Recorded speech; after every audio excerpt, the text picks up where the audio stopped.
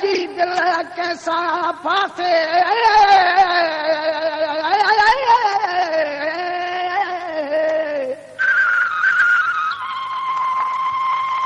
अल्लाह करे न कंहिंजी कैसा दिल फासे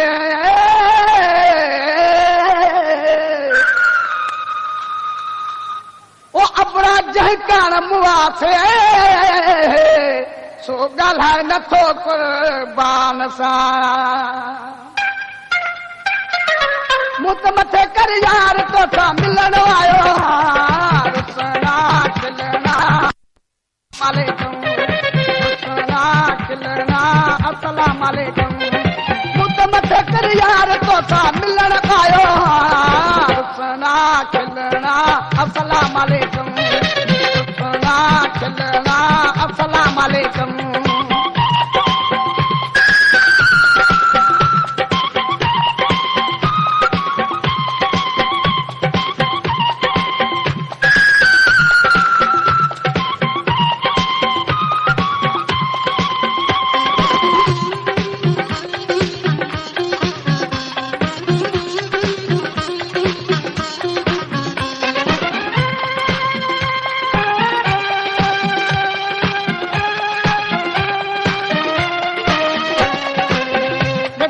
चार में आहे कहीं अधिकार में आहे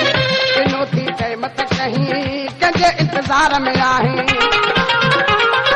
तुझे दर पे आयुस दिल पर तभी नथो तू ॻाल्हाए तुझे दर पे आयुस दिल तभी नथो तू ॻाल्हाए जे दुख थी मुंहिंजो तो का माफ़ी वठण आयो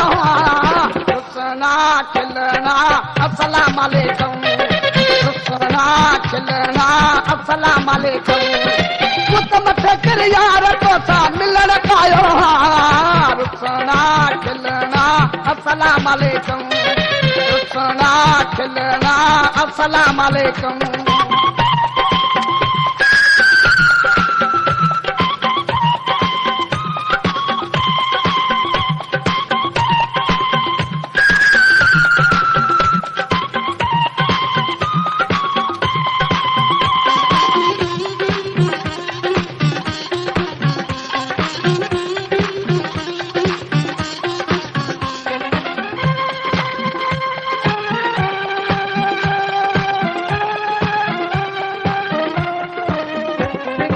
आहे प्यारो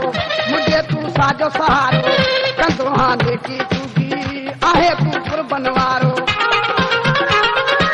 अहिड़ी अज तो यार ॿुधाई कहिया तोखे पढ़ायो अहिड़ी अज तो यार ॿुधाई कहिया तोखे पढ़ायो छातर ठोहा तोखा सोना पुछण आयो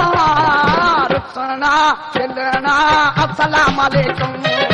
रुसना खिलना अस्सलाम वालेकुम मुत मथे कर यार तोसां मिलण आयो रुसना खिलना अस्सलाम वालेकुम रुसना खिलना अस्सलाम वालेकुम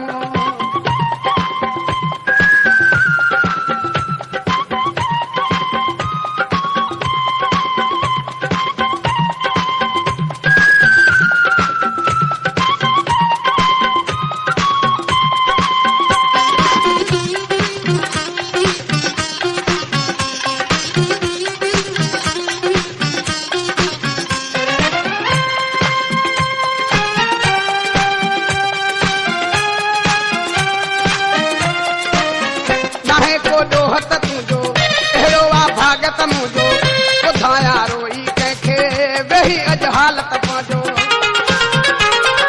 हथड़ा जोड़े अर्ज़ करे तो तोखे अॼु घर बेलो हथड़ा जोड़े अर्ज़ करे तोखे अॼु घर बेलो कहिड़ी खता खे सजा के वध ॾिसण आयो रुसना खिलना अस्सलाम वालेकुम रुसना खिलना अस्सलाम वालेकुम मुत मथे कर यार तोसां मिलण आयो